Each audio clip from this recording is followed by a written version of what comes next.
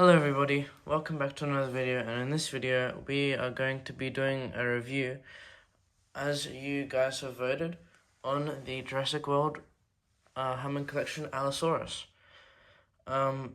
So this is definitely one of my favorite figures.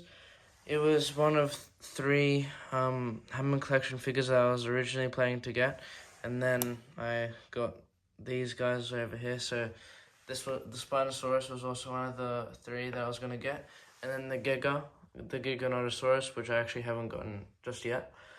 But yeah, these four were also ones that I was able to pick up. So yeah, but that's off topic. Now we will get started with the review. We'll start with the box.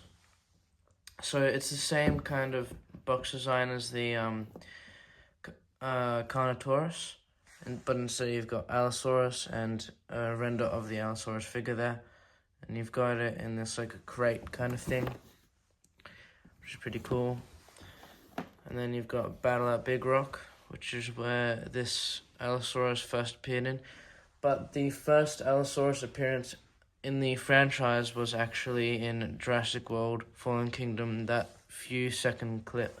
Actually, it was in a few clips. It was in a few scenes, I mean.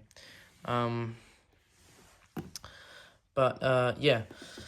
This is where this kind of design of Allosaurus was, like, first shown, like the adult Allosaurus.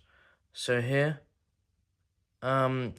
we have gotten the back of the box here. And the, we've got a design here of the Allosaurus in a really cool pose, and you've got two of these, which are a really cool pose here, and then nice shot of the glass eye. And here is the actual blurb, and as you can see, I got this from Japan.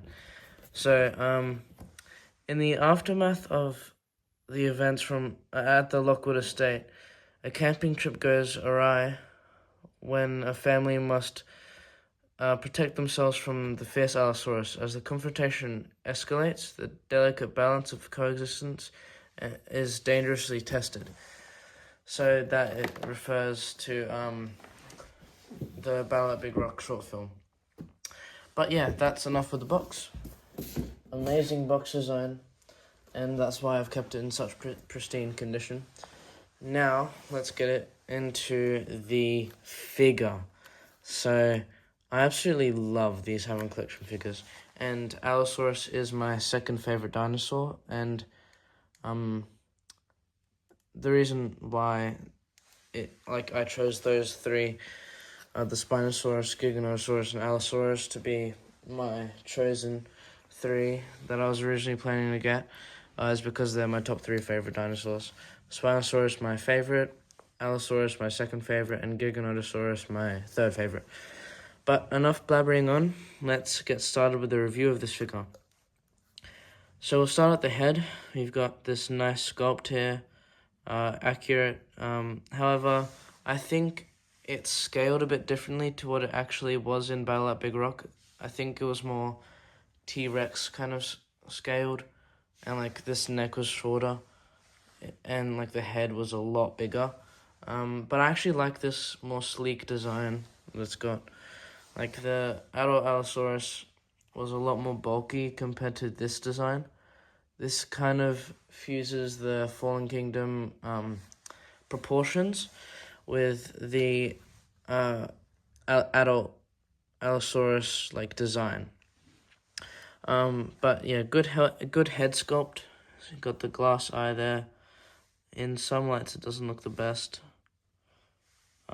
Such as this one that I'm trying to show you it. There, you can see the pupil, where it kind of follows the camera there. It's pretty cool.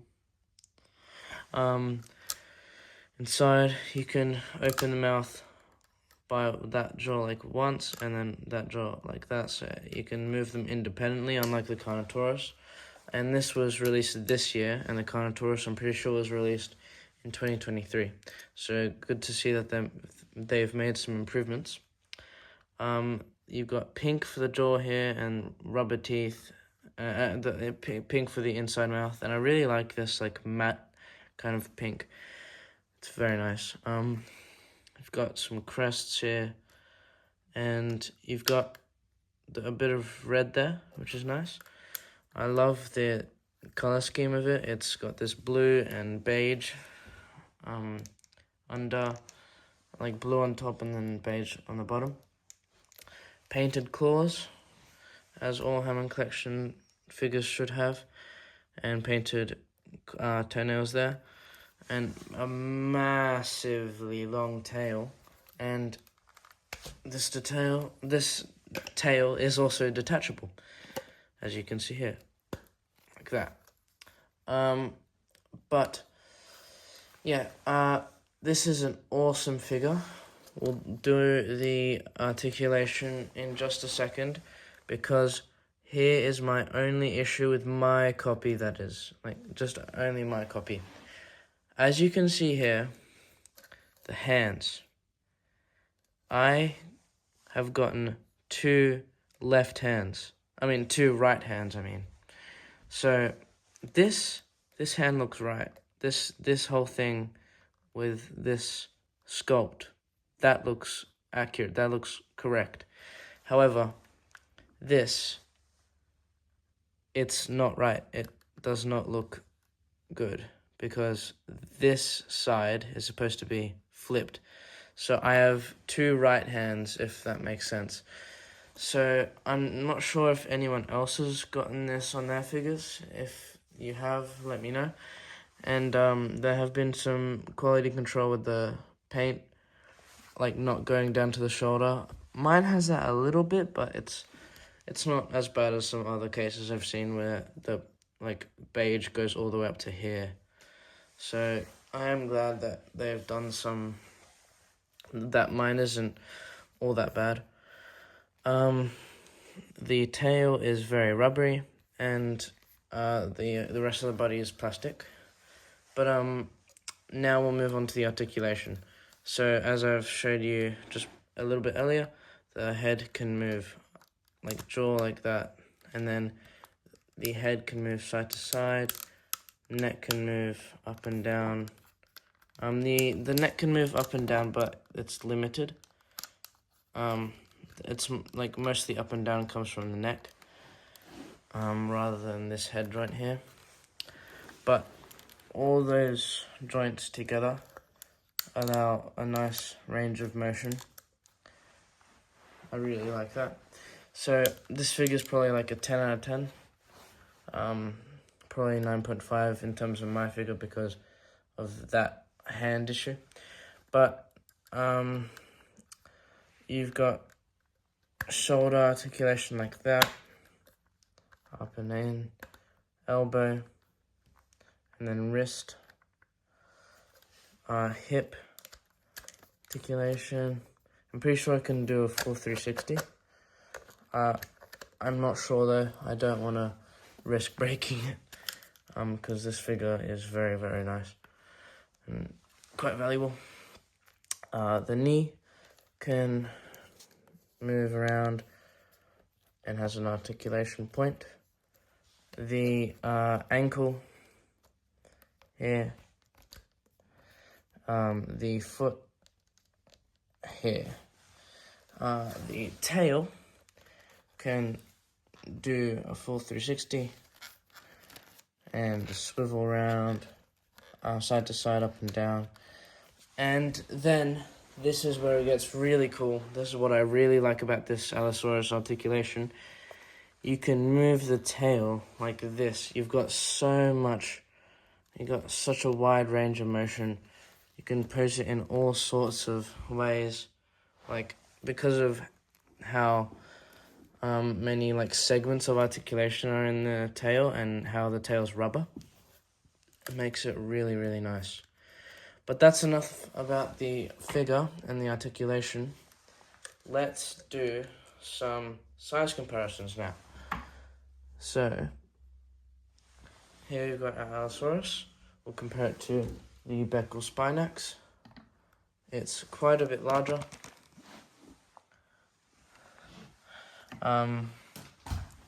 Rebirth T-Rex.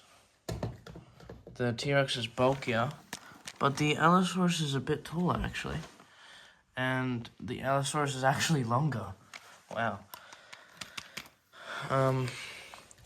Indominus Rex.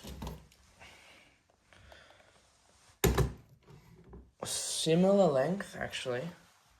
But the Indominus Rex is bulkier and, like, taller. But, yeah, similar length, although the Indominus Rex is slightly longer. Distortus Rex now.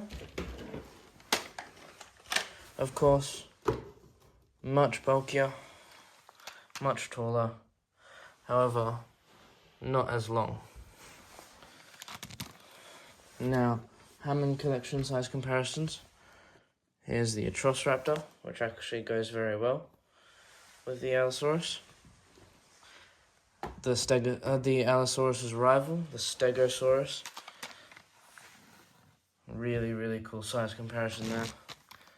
These two can get into some good brawls. Here is the Carnotaurus, which is slightly smaller, and it's shorter as well than the Allosaurus. Here's the Therizinosaurus, which is taller and a bit more bulky there, bit taller in the body there, and of course the neck is taller. However, the Allosaurus is quite a bit longer. Now here we get to the big two boys, the Spinosaurus, right here, much larger and much longer, as to be expected from the Spinosaurus. Probably pick him up like that. Yeah, that's a pretty cool shot. And finally, the Brachiosaurus, right here. So yeah, this actually scales pretty well with these mainline figures and the Hammond collection figures. Much better than the Dino Rivals Battle at Big Rock Allosaurus, I've got to say. I really like the good medium size for it. And I think if you actually properly scale it, it's actually like quite a lot larger than this. However, I do like the smaller, like more sleek design. It fits more for an Allosaurus. Like, it would kind of mix it up like with a T-Rex and an Allosaurus, in my opinion, that is. But yeah, that'll have to wrap up this video. I hope you all enjoyed. But thank you for watching, and I'll see you in the next one, Spino Squad. Bye for now.